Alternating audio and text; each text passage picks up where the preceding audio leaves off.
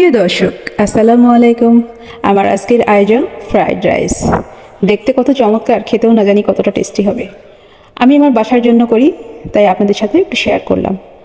একটা মিক্সিং বলে আমি 2 কাপ চাল নিয়ে নিচ্ছি, পোলাওয়ের চাল। চালটাকে মেপে নিচ্ছি এই কারণেই, আমার একটা আন্দাজ রাখার জন্য।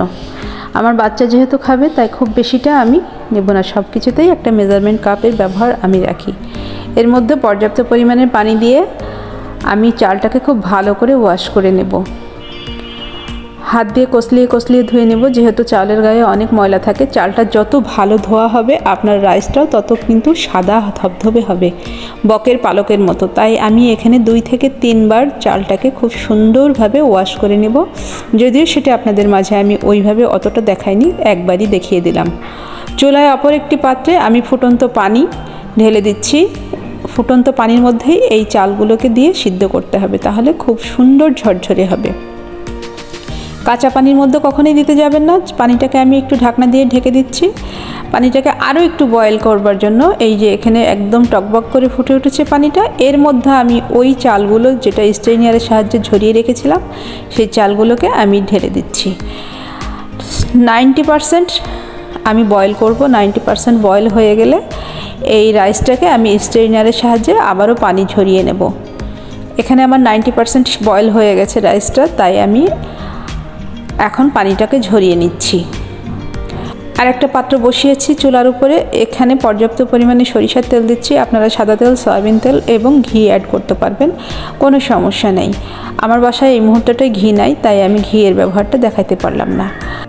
এখন এখানে 2 বড় সাইজের কুচনো পেঁয়াজ দিয়ে দিচ্ছি। এটাকে খুব বেশি ফ্রাই করব না, হালকা একটু নেড়ে চেড়ে একটু নরম করে নেব। এবার দিয়ে দিচ্ছি পরিমাণ মতো কাঁচা লঙ্কা। এটা আপনারা আপনাদের পরিমাণ মতো দিয়ে নেবেন, যে যেমনটি ঝাল খেতে পছন্দ করেন। সামান্য একটু লবণ দিয়ে দিলাম, যাতে মশলাটা একটু নরম হয়ে যায় খুব দ্রুত। লবণটা দেওয়ার পরে ভালোভাবে একটু নেড়ে নিচ্ছি, এবং এটা একটু কাঁচা কাঁচা থাকতেই এর মধ্যে আমি দিয়ে দিলাম 2টা ডিম।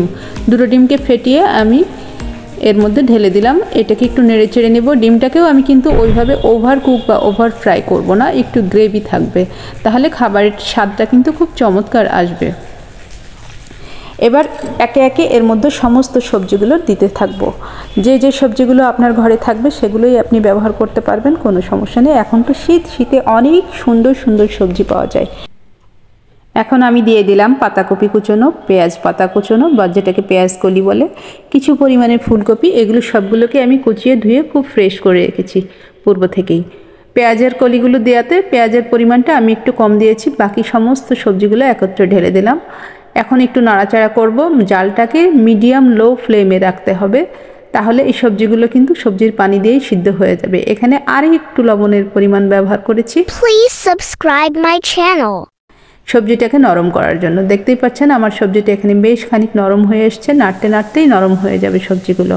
তারপরেও আমি হালকা একটু ঢাকনা দিয়ে ঢেকে দিলাম কয়েক সেকেন্ডের জন্য, যাতে একদম সফট হয়ে যায় সবজিটা। এবার সবজি থেকে যে পানিটা বের হয়েছে সেটা দিয়েই সবজিটা কিন্তু আমার স্টিম হয়ে গেল। এর মধ্যে দিয়ে দেব ওই যে স্ট্রেইনারে ঝরিয়ে রেখেছি যে রাইসগুলো, সেগুলোকে অল্প অল্প করে দেবো, আর অল্প অল্প করে ফ্রাই করব। একবারে সমস্ত রাইসগুলোকে দিব না, তাহলে ফ্রাইটা অত সুন্দর হবে না। এখন আমি দেখতেই পাচ্ছেন কীভাবে নেড়ে চেড়ে উল্টিয়ে পাল্টিয়ে মিশিয়ে নিচ্ছি এই রাইসগুলোকে। এর পরবর্তীতে আবারও যে রাইসগুলো রয়েছে সেটাকে আমি আবারও তুলে দিচ্ছি অল্প অল্প করে। এভাবেই আপনারা একে একে সমস্ত রাইসগুলো দিয়ে সুন্দর করে নেড়ে চেড়ে নামিয়ে নেবেন। এখন কিন্তু আমার চুলার জালের পরিমাণটা একদম মিডিয়াম টু লো ফ্লেমে রয়েছে। আপনারাও জালটাকে এইভাবে মিডিয়াম টু লো ফ্লেম রাখবেন, তা না হলে পুড়ে যাওয়ার একটা সম্ভাবনা থাকে এবং খাবারের স্বাদটাও নষ্ট হয়ে যাওয়ার সম্ভাবনা থাকে। তাই আমি এখানে মিডিয়াম টু লো ফ্লেমে জালটা রেখে নেড়ে চেড়ে সুন্দর করে নামিয়ে নিচ্ছি। এই যে হয়ে গেল আমার ফ্রাইড রাইস। এখন একটা সার্ভিং ডিশে উঠিয়ে পরিবেশনের পালা। আর ডেকোরেশন, সেটা তো আপনার ইচ্ছার উপরেই নির্ভর করবে কিভাবে আপনি কি দিয়ে ডেকোরেশন করবেন। আমি এখানে হাতের কাছে যা পেয়েছি সেগুলো দিয়েই কিন্তু ডেকোরেশনটা শুরু করে দিয়েছি। এই যে কুচনো কিছু গাজর দিয়ে দিলাম, সাদার মধ্যে কমলা, আর সবুজ তো রয়েছেই। এবার দিলাম কিছু ধনিয়া পাতা, সবুজের কম্বিনেশনটাও আসলো।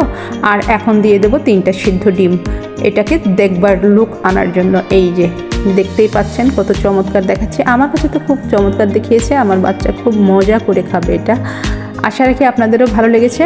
যদি ভালো লাগে থাকে আমার চ্যানেলটিকে সাবস্ক্রাইব করে পাশে থেকে যাবেন। আল্লাহ হাফেজ।